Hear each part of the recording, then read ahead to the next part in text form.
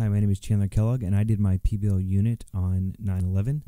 And the reason I chose this topic is that I realized that my students, my 10th grade students, were born in or around 2001. So they either weren't born or were very young when it happened. And I think that this is a seminal part of U.S. history that should be kept alive, and the story should be kept alive, and also the sentiment and emotions attached to it should be kept alive. So that's what this focuses on.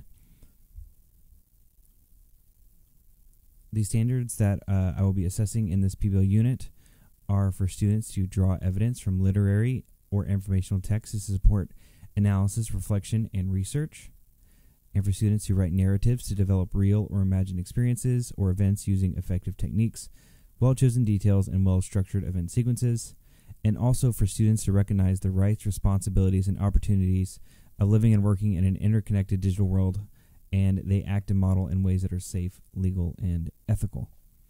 So, in this assessment, students will create two narratives. One will be fiction, and the other one will be nonfiction. And they will go through the writing and revising process that are a set of standards in the 10th grade English Language Arts curriculum.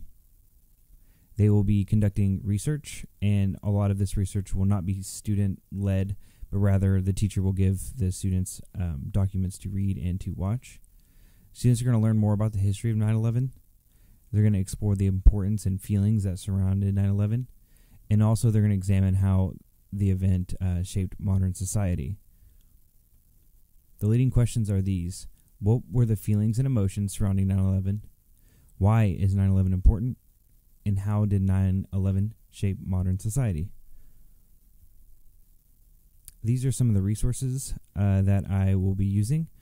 The book is called The 9/11 Report, and it is a graphic novel that documents the events of 9/11 from not an emotive standpoint, but a logistical standpoint, and also a sequential standpoint. So it's non-emotive, but it's more factual, and it's going to be the impetus for a lot of the students' projects. So that's this book right here. There's also a book guide that I'm going to be using, and I'm not going to go over that. I'm going to be using a program called Nearpod, which, if you haven't heard of it, it's really neat.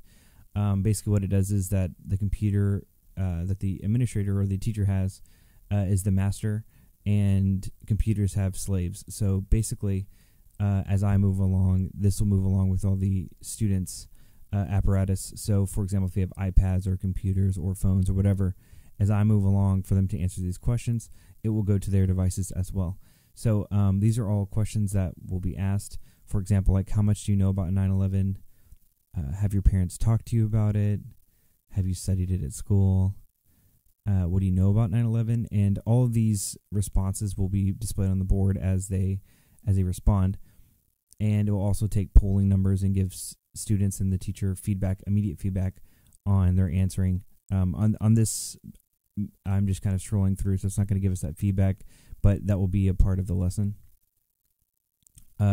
Get like a KWL chart. That's basically what this is. I am curious about the W part. There's also a pre-test, a pre-quiz, just to see what they know. Talking about, is it emotional for you to learn more about this? And it might not be, because they haven't lived through the event. Here's a little backstory video about 9/11. Here's a Plutchik's wheel that I will go over later.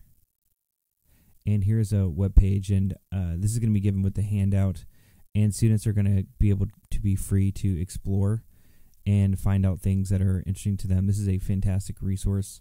There's tons of stories on here, some of the significance of the content. So this is all to garner interest and get buy-in at the beginning of the unit, and students will have choice in which they can kind of scroll around and find things that are interesting to them. So there's videos, pictures, speeches, all types of things. It's a fantastic resource, and they also have short little videos. So it introduces some of the emotion and some of the narrative into the stories of the people who lived through this event. What else is there? Oh, it's talking about terrorism and things like that. they're drawing a picture. We actually can go to the World Trade Centers and look at it in Google Maps so students can get a perspective into what it looks like. And this is the 9/11 Memorial. And so we'll explore that, and they can walk around,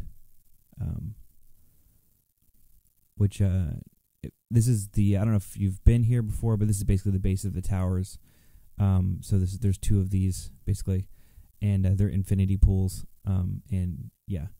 And you can also check out the new World Trade Center. Where is it? Somewhere, there it is. So yeah, it's really, really tall. Actually, it wasn't even built yet in this picture, so we probably go look at videos and pictures of the new World Trade Center and so on and so forth. The next order of business, their homework the next day will be to interview someone that they trust and to talk to them about 9/11. For example, where they were, how they found out about the attacks. Did they know anyone that was immediately affected by this? Have they visited Ground Zero where we just looked? And how do they feel when they went? Do you ever relive the feelings you felt when the attack actually happened? How did the nation and its leaders come together? So asking more general questions and things like that. I'm assuming that a lot of students have not talked to their parents about this. So this will be a way for students and their parents to interact in a way that's meaningful. And if they don't have a parent at home, they can ask someone they trust. So I know a lot of my students, they are in situations that are unfavorable, but they're able to ask anyone that they relate to and respect. One of the resources that we're going to be using heavily throughout this entire unit is something called Plutchik's Wheel of Emotion, and this is a more, I guess, kid-friendly version of it. But basically, it is an idea that there's 8 basic human emotions, and these are all of them. So one of the big things I want to extract out of this project is for students to have an emotive response to a historical event that they didn't live through, because I think that is a big deal. Especially for this event, for people like me and anyone who's older than me, which is the majority of the population that lived through this event. It's a very emotive event, and students may not make that connection. So they're going to use this chart to help them. The other cool thing about this chart is that these are polar opposite emotions on each side. So ecstasy is the opposite of grief, and admiration is the opposite of loathing. So as we read these sort of narratives and learn more about the history and read the book, watch videos, so on and so forth, we'll be analyzing a lot of that, of those documents with this. So trying to extract the emotion out of it, not necessarily answering comprehension questions or the like, but just trying to get a feel for what happened. So they're going to write 2 narratives total. One is going to be real, and so the person that they interview, they're going to write that into a narrative form. So it turned into an interview, and will be those questions and answers will be extracted out of that and placed into an interview that will be a nonfiction piece. There'll also be a fiction piece or an imagined piece, and I'm calling it imagined and real because that's the standard. But they're going to use the reading materials and the videos in their own research. So, for example, the history.com, the Google Maps, the stories that we're going to read, the book, et cetera, et cetera. They're going to basically create an imagined experience like they were maybe like a firefighter or a civilian, or maybe someone in Nashville that day, and write about what their day went, what happened, and how it affected them personally. So that's going to be pretty interesting. So their final product is going to consist of 2 narratives, real and imagined, and it's going to go through the writing process that's in the standards, for example, the rough draft, revisions, final draft, and there's another element to this, and this is to address the ISTE standard. There's going to be a voice recording, which students may publish on YouTube, and what they're going to do is they're going to work on their prosody, or working on their reading and reading with emotion.